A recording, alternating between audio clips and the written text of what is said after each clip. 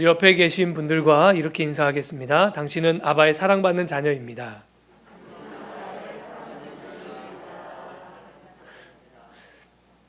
네, 한 번 더 할까요? 당신은 아바의 기쁨입니다.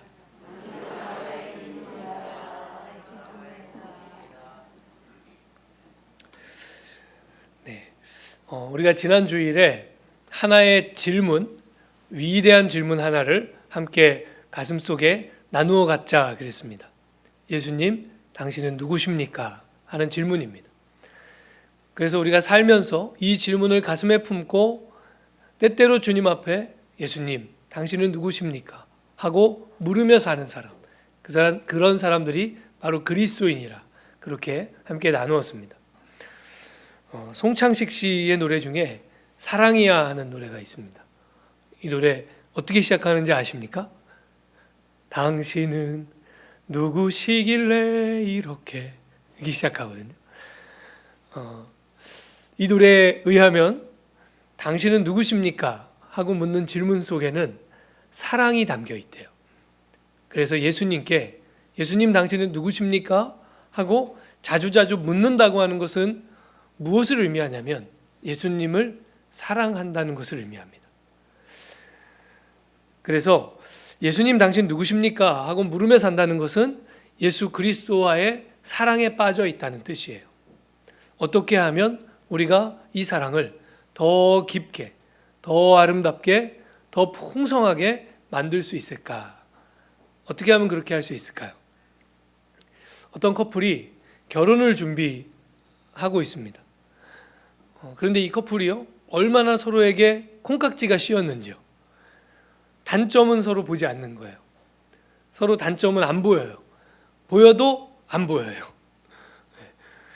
애써 단점은 외면하고 장점만 보는 겁니다.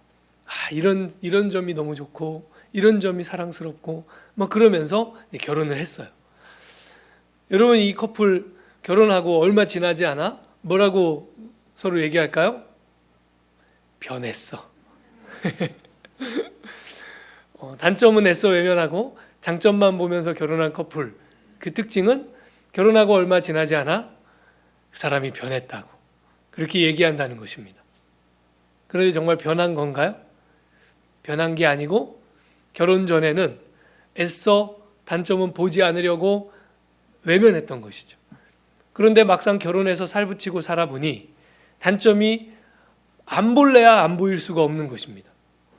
다 보이고 다 느껴지고 또 그 단점 때문에 불편하고, 그러다 보니 변했다고 그렇게 얘기하지만 사실은 변한 게 아니고 이제부터 이 커플이 진짜 사랑을 시작해야 되는 것이죠. 그 단점도 이해해주고 용납해주고 덮어주는 진짜 사랑, 이제 진짜 사랑이 시작돼야 하는 때인 것입니다. 예수님과의 사랑도 그렇습니다. 예수님 당신은 누구십니까? 하고 물으면서 그 질문의 답을 내 마음속에서 찾으려고 하면 될까요? 안 될까요? 예수님 내 마음 안에 계시니까 답도 내 마음 안에 있거니 생각하고 예수님이 누구신지 내 마음속에서 자꾸 답을 찾으려고 하면, 그러면 나중에 어떻게 된다고 그랬습니까? 예수님이 상상 속의 그대가 된다 그랬습니다. 백마탄 왕자님 같은 예수님, 내 상상 속에만 있는 예수님. 그래서 우리가 당신은 누구십니까? 하고 예수님께 물었다면 이제는 우리가 어디로 가서 그 답을 찾아야 하냐면 바로 이 하나님의 말씀 속에 들어가서 그 답을 찾아야 돼요. 하나님의 말씀은 예수님을 누구라고 우리에게 소개하고 있는가? 하나님의 말씀은 예수님을 우리에게 어떤 분으로 가르치고 있는가? 그래서 말씀이 가르치는 진짜 예수님을 만나야 상상 속의 그대와의 사랑이 아니고 진짜 예수님과의 진짜 사랑이 시작되는 것입니다. 그래서 오늘은 예수님 당신은 누구십니까? 하는 질문을 가지고 복음서의 한 장면을 우리가 함께 보려고 해요. 특별히 예수님의 공생애가 시작되는 장면, 그 장면에 마태복음과 마가복음과 누가복음이 각각 이 장면을 어떻게 우리에게 알려주고 있는가 하는 것을 특별히 누가복음의 본문을 중심으로 함께 살펴보려고 합니다. 먼저 마태복음 4장을 보면 세례 요한에게 예수님이 세례를 받으시죠. 근데 이 세례를 받고 나서 성령께 이끌려서 광야로 나가십니다. 참 재밌는 장면이에요. 분명히 성령께 이끌려서 광야로 나가셨는데 광야에서 마귀에게 시험을 받아요. 그리고 그 시험이 끝날 즈음에서 세례 요한이 붙잡혀갔다 하는 소문을 듣습니다. 그 소문을 들으시고는 갈릴리 가버나움에 오셔서 드디어 공생애를 시작하셨다 하는 거예요. 그리고 그 시작을 마태복음 4장 17절은 우리에게 이렇게 전해줍니다. 이때부터 예수께서 비로소 전파하여 이르시되 회개하라 천국이 가까이 왔느니라 하시더라. 예수님의 공생애가 이렇게 시작되었다고 마태복음은 우리에게 전해주고요. 마가복음 1장을 보면 마태복음하고 똑같은 문맥을 가지고 있습니다. 세례 요한에게 세례를 받으신 후에 성령께 이끌려서 광야에서 40일 동안 시험을 당하셔요. 그리고 나서 요한이 붙잡혔다 하는 소식을 듣고 갈릴리에 오셔서 공생애를 시작하셨다. 마태복음하고 똑같죠? 마가복음 1장 14절 15절에 요한이 잡힌 후 예수께서 갈릴리에 오셔서 하나님의 복음을 전파하여 이르시되 때가 찼고 하나님의 나라가 가까이 왔으니 회개하고 복음을 믿으라 하시더라. 근데 오늘 우리가 함께 읽은 이 누가복음은 같은 장면에서 조금 약간 다른 특별한 이야기 하나를 우리에게 들려주는 것입니다. 똑같은 부분이 있어요. 어디까지 똑같냐면 세례 받으시고 시험 당하시고 갈릴리에 오셔서 공생애를 시작하셨다 하는 것까지는 마태, 마가, 누가가 다 똑같이 우리에게 전해줍니다.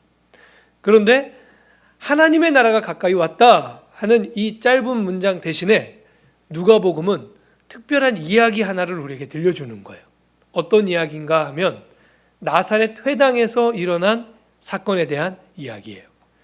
16절에 예수께서 그 자라나신 곳 나사렛에 이르사 안식일에 늘 하시던 대로 회당에 들어가서 성경을 읽으려고 서심해. 말씀은 마치 예수님이 나사렛에서 그냥 우연히 회당에 들어가셔서 회당에서 그냥 우연히 일어난 일처럼 그렇게 우리에게 기록하고 있지만 사실은 당시 회당의 모임의 관례를 볼 때 또 14절 이후에 그 문맥을 볼 때 이날 예수님은 나사렛 회당에 설교자로 청빙받았다 하고 보는 것이 더 가능성이 높습니다. 유대인 남성 성인이라면 누구라도 회당 안에서 말씀을 낭독할 수 있었어요. 그리고 설교도 할 수 있었습니다. 이게 다 유대인 남성, 성인 남성이 가지고 있는 권한이에요. 그런데 실제로는요, 각 회당마다 회당장이 있었거든요. 그래서 그 회당장이 다음 안식일에 누가 하나님의 말씀을 낭독할지, 그리고 누가 설교할지 다 미리 정해놨죠. 순번을 다 정해놓고 그렇게 했습니다. 그게 관례였어요. 그런데 오늘 말씀을 보시면 예수님이 나사렛에 오시기 전에 이미 갈릴리 두루두루 갈릴리 온 사방에 예수님에 대한 소문이 퍼졌다는 거예요. 그런데 그 소문의 내용이 뭐냐? 칭송이었다는 겁니다. 14절 15절에 예수께서 성령의 능력으로 갈릴리에 돌아가시니 그 소문이 사방에 퍼졌고 친히 그 여러 회당에서 가르치심에 뭇사람에게 칭송을 받으시더라. 그런 예수님이 나사렛에 오신다는 거예요. 또는 오셨다는 거예요. 심지어 나사렛 출신이셨어요. 그러니까 나사렛 회당의 회당장이 어땠을까요? 우리 동네에 유명한 강사가 오신 거예요. 그러니까 가서 모셔야겠죠. 그래서 회당장이 다음번 안식일 때는 우리 나사렛 회당에 오셔서 말씀도 낭독해 주시고 설교도 한 말씀 전해 주십시오. 그렇게 청빙을 한 겁니다. 초빙을 해서 이제 오신 거예요. 그래서 오늘 말씀에 보면 예수님이 회당에 들어가셨을 때 마치 이미 순서가 다 짜여져 있는 것처럼 예수님이 딱 서시니까 그 말씀을 맡은 자가 이사야의 말씀을 예수님께 드렸다 이렇게 돼 있죠. 그리고 예수님께서 이사야의 말씀 가운데 한 부분을 펼쳐서 낭독하신 후에 다시 그 사람에게, 맡은 자에게 말씀을 전해주고는 자리에 앉으시니 20절 말씀에 보니까 책을 덮어 그 맡은 자에게 주시고 앉으시니 회당에 있는 자들이 다 주목하여 보더라. 그러니까 마치 뭔가 예수님이 이미 다 뭔가를 해 주시기로 정해져 있는 것 같은 그런 분위기입니다. 그래서 이제 설교를 다 기다리고 있는 거죠. 아마도 낭독을 마친 예수님이 앉으셨다 하는 이 자리는 설교자에게 준비된 자리였을 거예요. 그래서 거기 딱 앉으시니까 그날 회당에 모인 사람들이 다 예수님이 무슨 말씀을 전해주시는가 하고 주목하여 보고 있었다 하는 거예요. 중요한 것은요, 이날 예수님이 어떤 말씀을 낭독하셨는지, 그리고 어떤 설교를 말씀하셨는지 하는 거겠죠. 예수님이 낭독하신 성경의 본문은 이사야 61장 1절과 2절의 말씀입니다. 그러니까 우리 성경에 누가복음 4장 18절은 이사야 61장 1절하고 똑같은 말씀이에요.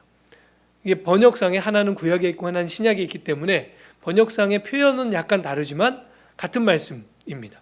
똑같은 것을 전해줘요. 이 말씀은 기름 부음 받은 자, 여러분 기름 부음 받은 자가 곧 메시아잖아요. 메시아라는 말의 뜻이 기름 부음 받은 자거든요. 이 기름 부음 받은 자를 하나님이 이 땅에 보내시는 이유가 뭐냐? 메시아의 사역은 도대체 어떤 것이냐 하는 것을 이 말씀은 우리에게 알려줍니다. 메시아의 사역은 무엇이냐?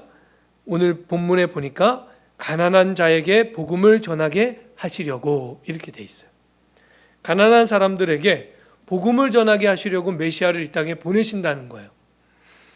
그리고 가난한 사람들에 해당하는 사람들을 이렇게 표현하고 있습니다. 포로된 자, 눈먼 자, 눌린 자 이렇게 표현하고 있어요.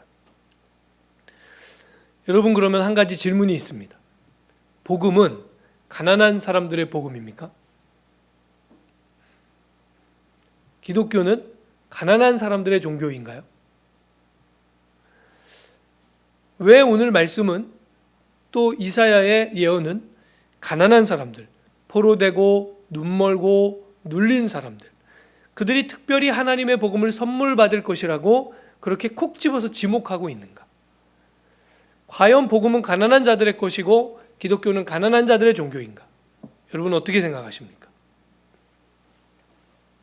맞습니다. 기독교는 가난한 사람들의 종교입니다. 물론 여기서 말하는 이 가난은 물질적인 가난을 의미하는 것은 아닙니다. 하나님에 대한 가난을 의미합니다. 심령이 가난한 자는 하나님을 항상 목말라 하는 사람들을 의미합니다. 그 은혜에 늘 갈급해 있는 사람들을 의미합니다. 하나님의 은혜가 없이는 살아갈 수 없습니다 하는 이 고백을 가슴속에 가지고 사는 사람들을 의미하는 것입니다. 예수님은 바로 그들에게 복음을 전파하기 위해 오셨다는 거예요. 그러면 예수님이 전해주는 이 복음은 구체적으로 도대체 무엇인가? 오늘 19절 말씀, 우리 19절 말씀을 함께 읽어보겠습니다. 시작. 주의 은혜의 해를 아멘. 예수님이 가난한 사람들에게 전해주시는 복음을 19절은 정확하게 이렇게 표현하고 있어요. 주의 은혜의 해. 주의 은혜의 해가 뭘까요? 이사야 61장 2절에서는 은혜의 해 이렇게 돼 있거든요. 이것은 다른 해석이 필요가 없어요. 왜냐하면 정확한 해석이 결정되어 있습니다. 희년을 의미합니다. 레위기 25장에 나오는 희년이 바로 여기에서 말씀하고 있는 주의 은혜의 해인 것이에요. 우리가 나중에 레위기에 대해서는 자세하게 연구해야 됩니다. 왜냐하면 레위기는 모든 성경의 광맥이에요. 그래서 모든 성경은 레위기의 정신에 근간하고 있습니다. 레위기를 이해해야, 그래서 구약학자들은 이렇게 말해요. 레위기를 이해해야 성경을 아는 것이다. 레위기를 모르면 성경을 알 수 없다. 이 정도로 얘기할 정도로. 레위기는 너무너무 중요한 책이에요. 그래서 우리가 이것은 좀 연구를 같이 해볼 필요가 있어요.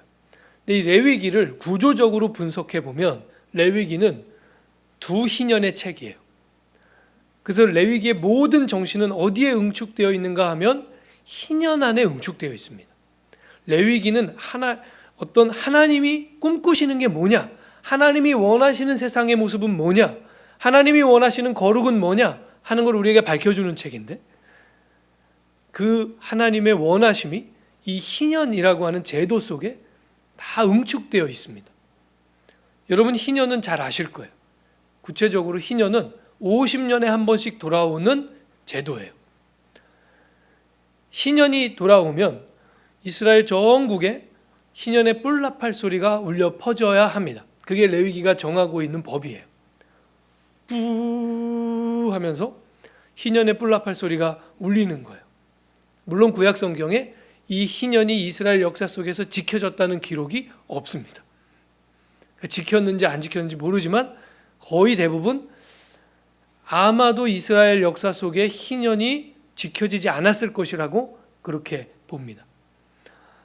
어쨌든 이 희년의 뿔나팔 소리가 울려 퍼지면 레위기의 말씀은 무엇을 명령하고 있는가 하면, 너무 가난한 형편 때문에 조상 대대로 물려받은 땅을 잃어버린 사람들, 이 사람들에게 다시 그 땅을 돌려주라고 돼 있어요. 무슨 대가가 없어요. 그냥 돌려줘야 돼요. 너무 어려운 삶의 형편 때문에 가족이 뿔뿔이 흩어져서 노예가 되고 종이 된 사람들, 이 사람들 희년의 뿔나팔 소리가 울려 퍼지면 해방됩니다. 다시 자유민으로 복권되는 거예요. 너무 어려워서 빚을 지게 된 사람들, 희년의 뿔나팔 소리가 울려 퍼지면 그 빚이 탕감됩니다.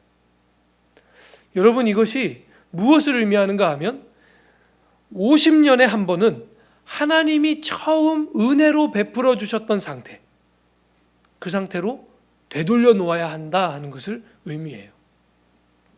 그래서 희년은 하나님의 은혜로 꽉 차 있는 상태를 상징적으로 보여줍니다.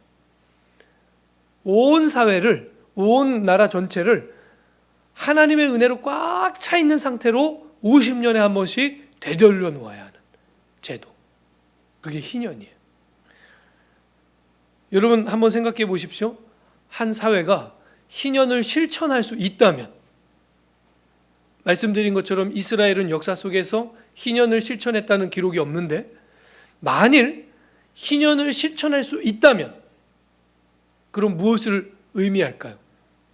그 사회의 모든 구성원들이 하나님의 은혜를 정말로 갈급해하며 살고 있다는 것을 의미해요. 하나님이 은혜로 베풀어 주신 것이라면 그것이 최고로 좋은 것이라고 하는, 그래서 우리는 오직 은혜로만 산다고 하는 그 믿음이 모든 구성원들 안에 생생하게 살아있음을 의미합니다. 가난한 사람들임을 의미하는 거예요. 그러니까 희년은 누구에게 비로소 적용되는 것이냐면 가난한 사람들에게 적용됩니다. 하나님의 은혜를 향하여, 하나님에 대하여 그 심령에 가난함이 있는 사람들이 아니고는 희년을 실천할 수 없어요. 그 심령에 가난함이 없이는 희년의 백성이 될 수 없는 것입니다. 예수님이 이사야서의 이 부분을 낭독하신 후에 아주 짧은 설교를 베푸십니다. 그런데 이 설교는 짧지만 너무너무 강력해요. 21절에 이 글이 오늘 너희 귀에 응하였느니라. 여러분, 이렇게 짧고 강력한 설교를 들어보신 적이 있습니까? 이 글이 오늘 너희 귀에 응하였다 하는 이 한마디의 설교, 이것은 무엇을 의미하는가 하면 하나님의 은혜의 해, 곧 희년이 오늘 시작됐다고 하는 뜻이에요. 내가 오늘 여기에서 하나님의 희년을 선포한다, 이런 뜻이에요. 그러니까 이게 레위기의 말씀의 정황상으로 보면 이날 나사렛 회당에서 예수님이 하신 이 설교는 무엇과 똑같냐면 희년의 뿔나팔을 부신 것과 똑같아요. 우리가 처음 살펴본 말씀들하고 다시 비교해서 생각해 보면 누가복음에서 예수님이 희년을 선포하시는 이 장면이 마태복음과 마가복음에서는 어떤 장면하고 지금 상응하고 있냐면 하나님의 나라가 가까이 왔다, 이렇게 예수님이 복음을 선포했다 하는 그 말씀하고 똑같은 자리에 지금 이 나사렛 회당에서 일어난 일이 배치되어 있는 것입니다. 위치상, 구조상 그렇게 되어 있는 거예요. 그러니까 하나님의 나라는 어떤 것인가? 하나님의 나라는 희년의 세상입니다. 하나님의 은혜로 꽉 차 있는 상태. 하나님이 은혜로 베풀어 주신 것이라면 아무리 어려운 것이라도 순종할 수 있는 상태. 그것이 바로 하나님의 나라예요.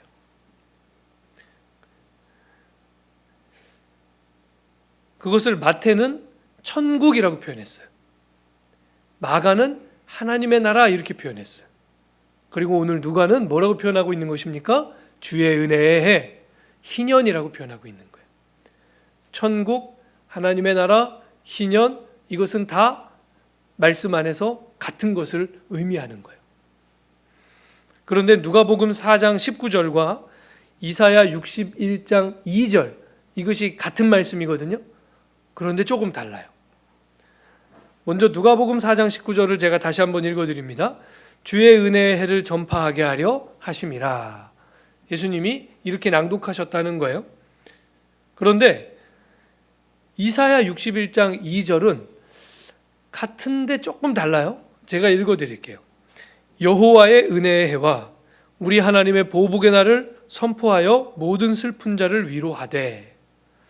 여러분 조금 다르다는 걸 느끼셨습니까? 이사야 61장 2절에서는요 두 가지를 얘기해요. 주의 은혜의 해와 보복의 날 두 가지를 얘기합니다. 그런데 누가복음 4장 19절에서는 이 중에 하나만 말해요. 주의 은혜의 해. 무슨 뜻이냐면 예수님이 아주 의도적으로 이 말씀을 낭독하실 때 이사야 61장 2절의 첫 문장까지만 낭독하시고 끝내셨다는 뜻입니다. 은혜의 해에 해당하는 첫 번째 문장까지 딱 낭독하시고 두 번째 문장은 낭독 안 하셨다는 얘기예요. 이것은 의도적인 행동이에요. 일부러 그렇게 하신 거예요. 왜 예수님이 그렇게 하셨는가? 여러분 예수님의 초림, 예수님이 처음 이 땅에 2000년 전에 오셨던 그것은 무엇과 연결되는가 하면 희년을 선포함의 그 목적이 있습니다. 희년이 시작됐다 하는 그 희년이 선포되는 것. 그래서 하나님의 은혜 안으로 들어와라. 하나님의 나라 안으로 들어와라. 천국으로 들어와라 하는 이 초대에 하나님 예수 그리스도의 초림의 의미가 있죠. 목적이 거기 있어요. 예수님이 다시 오실 것을 약속하셨습니다. 재림의 목적은 어디에 있습니까? 보복의 날, 심판에 있는 것입니다. 예수님께서 초림하셔서 공생애를 시작하시는 이 장면에서는 그래서 은혜의 해, 여기에 해당하는 말씀까지만 낭독하신 거예요. 의도적으로. 그렇게 하심으로써 이 땅에 예수님이 오셔서 행하실 일이 무엇인가? 하나님으로부터 보냄을 받으셔서 이 땅에서 무엇을 위해 지금 오셨는가 하는 것을 아주 정확하게 나타내 보여주신 것입니다. 오늘 이 말씀을 통해서 우리가 생각해 볼 수 있는 것은 복음의 주인공이 되는 가난한 사람들을 위한 복음이라고 기록되어 있잖아요. 이 가난한 사람들의 가장 중요한 특징이 그러면 무엇인가 하는 것이에요. 앞서서 우리가 본 것처럼 가난한 사람들은요 하나님의 은혜에 목마른 사람들이에요. 하나님에 대하여 가난한 사람들이에요. 이를 희년과 연결해서 다시 생각해 보면 이 가난한 사람들은 무엇을 기다리는 사람들인가 하면 희년이 선포되기를 기다리는 사람들입니다. 하나님의 희년을 갈망하는 사람들이에요. 곧 하나님의 나라를 갈망하고 기다리고 사모하는 사람들. 그들이 가난한 사람들입니다. 여러분 기독교는 바로 이 가난한 사람들의 종교입니다. 하나님의 나라를 기다리는 사람들의 모임. 그게 바로 교회입니다. 이 땅에 하나님의 나라가 임하기를 간절히 소원하고 열망하는 사람들. 저와 여러분인 줄로 믿습니다. 그래서 언제든지 예수님이 다시 오시면 두 팔을 벌려서 주 예수여 오시옵소서 하면서 맞이할 사람들. 저와 여러분인 줄로 믿습니다. 그것이 바로 이 땅의 교회예요. 여러분, 어른들이요, 아이들에게 요즘은 잘 안 묻는 것 같은데 예전에는 정말 많이 물었던 질문이 있어요. 보통 아이들 처음 만나면 예전에 뭘 많이 물어봤나요? 몇 살이냐, 이런 신상파악 대충 끝난 다음에, 신상파악 끝나면 꼭 이걸 물었어요. 네 꿈이 뭐냐? 참 꿈 많던 시절이었습니다. 요즘에는 아이들에게 꿈을 묻기가 주저스러워요. 아이들이 꿈을 꾸면서 살아가기가 어려운 그런 환경이 돼버렸어요. 그래서 꿈을 묻기가 주저스럽고 미안해요. 근데 제가 어릴 때만 해도 보통 어른을 처음 만나면 반드시 통과해야 되는 질문이 있어요. 네 꿈이 뭐냐? 네 꿈이 뭐냐? 제가 7살 때 꿈은 로보트 태권브이가 제 꿈이었습니다. 태권브이를 만드는 사람이 아니고 태권브이가 되는 게 제 꿈이었어요. 그러니까 꿈 많던 시절이었어요, 정말로. 오늘 우리는 예수님이 우리에게 주신 질문, 예수님, 당신은 누구십니까? 하는 그 질문을 다시 한번 살짝 바꿔보려고 그래요. 어떻게 바꿀 거냐면, 예수님, 당신의 꿈은 무엇입니까? 여러분, 예수님께 이거 물어보셨습니까? 예수님, 당신의 꿈이 무엇입니까? 한번 잘 생각해 보세요. 예수님을 믿는다고 우리가 말하는데 예수님의 꿈이 뭔지도 모르고 예수님을 믿는다. 예수님이 무엇을 위해 이 땅에 오셨고, 예수님이 무엇을 위해 삶을 사셨고, 예수님이 무엇을 꿈꾸면서 공생애를 시작하셨는지 그것도 모르면서 예수님을 믿는다. 여러분, 우리는 무엇을 믿는 것입니까? 적어도 예수님을 믿는다고 하려면 예수님의 꿈이 뭔지는 알아야죠. 그래야 예수님을 믿는다고 말할 수 있죠. 여러분, 예수님에게는 꿈이 있었습니다. 우리는 보통 예수님이 이 땅에 죽으러 오셨다 이렇게 얘기하죠. 틀린 얘기는 아니에요. 예수님은 이 땅에 죽음을 위해 오셨어요. 그런데 그것은 성경의 굉장히 중요한 부분, 예수님의 꿈에 대한 부분을 다 제거하고 그냥 마지막만 남겨놓은 거예요. 그러니까 그것만 들어서는 예수님이 이 땅에 왜 오셨는지, 예수님이 꿈꾸던 것이 무엇인지 그것을 알 수가 없어요. 예수님이 이 땅에 정확히 말하면 죽으러 오신 것이 아니고 예수님은 하나님의 꿈을 성취하기 위해 이 땅에 오셨어요. 그런데 그 꿈을 성취하기 위한 하나님의 방법, 예수님의 방법이 바로 십자가의 죽음이었던 것입니다. 그런데 죽음은 방법이에요. 죽음은 목적이 아니에요. 십자가에서 죽으신 이유는 그것이 목적이었기 때문이 아니라 그것이 유일한 방법이었기 때문이에요. 그러면 목적은 무엇이냐? 하나님의 나라예요. 예수님은 이 땅에 하나님의 나라를 이루시기 위해서 오신 것입니다. 예수님은 이 땅에 우리에게 하나님 나라가 여기에 도래했다고 하는 사실을, 하나님 나라가 여기 있다고 하는 사실을 알려주기 위해 우리에게 오신 것입니다. 하나님이 이곳에 오셔서 하나님의 백성을 찾고 있다고 하는 사실을 알려주기 위해 여기에 오신 겁니다. 그러니까 예수님의 꿈은 바로 오늘 이 말씀 속에 나타나 있는 하나님의 희년이에요. 하나님의 나라. 그래서 공생애를 시작하시면서 주님께서는 주의 은혜의 해에 대한 이사야 61장의 말씀을 낭독하시고 오늘 이 말씀이 너희 귀에 응하였다 설교하시면서 그 공생애를 시작하신 것입니다. 여러분, 그리스도인은 예수님이 죽음으로써 우리에게 나눠주신 그 꿈을 나누어 가진 사람들입니다. 맞습니까? 저와 여러분의 가슴 속에 그 꿈이 있어야 합니다. 예수님이 죽음으로써 나눠주신 그 꿈. 그 꿈을 저기 보이지도 않는 어딘가에다 숨겨둔다면 과연 그리스도인이라고 말할 수 있는가? 그리스도인은 항상 가슴 속에 예수님이 죽음으로써 우리에게 전해주신 그 꿈을 간직하고 있는 사람들이에요. 그거 붙잡고 사는 사람들이에요. 물론 그리스도인들도 이 땅 안에서 그 재능을 따라, 그 소망을 따라 꿈꾸는 것들이 다 있죠. 나는 이렇게 살고 싶어. 나는 이렇게 살고 싶어.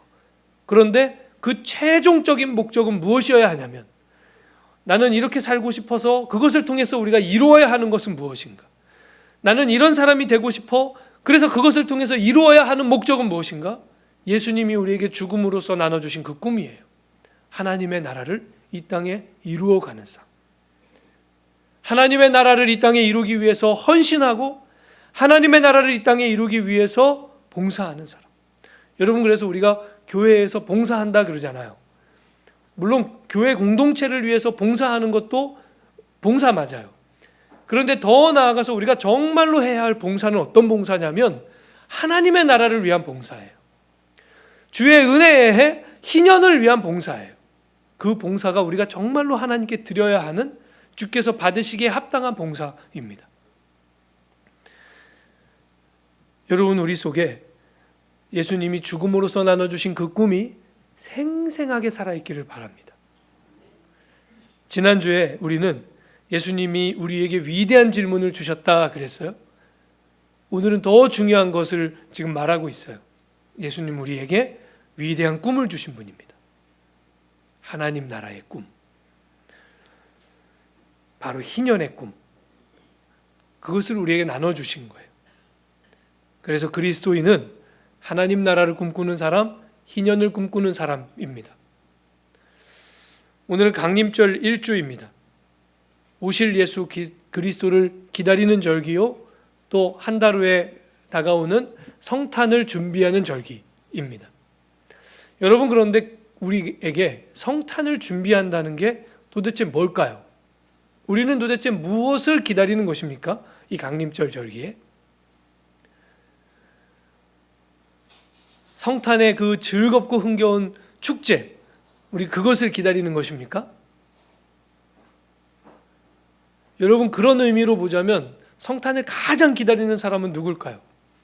성탄의 즐겁고 흥겨운 축제를 기다린다 하는 것이 우리의 기다림이라면, 여러분, 우리보다 더 성탄을 기다리는 사람이 있어요.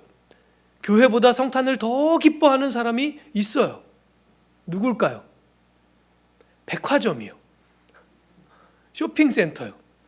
그래서 교회보다 훨씬 앞서서 성탄절 막 트리를 만들고, 여러분 아마 오늘도 백화점에 가면 교회에 마련한 트리보다 훨씬 크고 웅장한 트리가 백화점에 있을 겁니다. 그러니까 성탄의 즐거움, 성탄의 어떤 환희, 기쁨, 그 축제, 그것을 기다리는 것이라 하면 사실은 우리는 이미 졌어요. 백화점이 우리보다 훨씬 기다립니다. 그러면 우리는 무엇을 기다리는 것입니까? 우리는 온갖 이기적인 욕심 때문에, 온갖 복잡하게 얽히고 설킨 이해관계 때문에 하나님의 은혜의 해가 선포되지 못하는 이 어두움의 세상 가운데 예수께서 오셔서 희년의 뿔나파를 불어주실 것을 기다리는 거예요. 그리하여 예수님이 죽음으로써 완성하신 그 하나님의 나라가 이 땅에 도래하며, 또한 예수님 다시 오셔서 그것을 영원히 완성하실 것, 그것을 우리는 간절히 기다리는 것입니다. 그 기다림의 절기가 바로 이 강림절이에요. 앞으로 우리가 나눌 주제는 하나님의 나라입니다.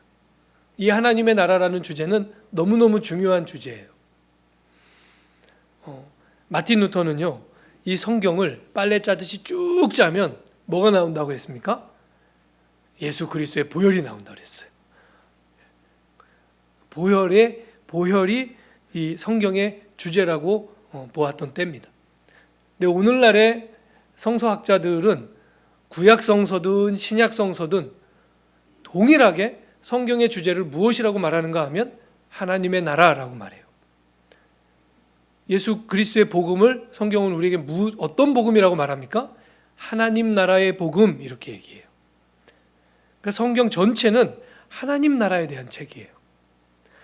제가 이 주제를 처음 배우기 시작했을 때 이 하나님 나라의 복음이 제 가슴 속에 열정을 주었고, 제 꿈을 뒤바꾸고, 제 신앙을 뒤바꾸고, 제 인생을 뒤바꾸기 시작했어요.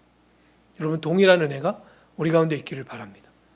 하나님 나라의 복음을 제대로 이해하기 시작하면, 하나님 나라의 복음이 우리 속에 온전히 심겨지기 시작하면 인생이 달라질 수밖에 없는 것입니다. 여러분, 우리가 하나님 나라를 기다리는 사람들, 하나님을 향하여, 그 은혜를 향하여 항상 목이 마른 사람들, 바로 여기 모인 가난한 사람들을 위한 예수 그리스도의 복음.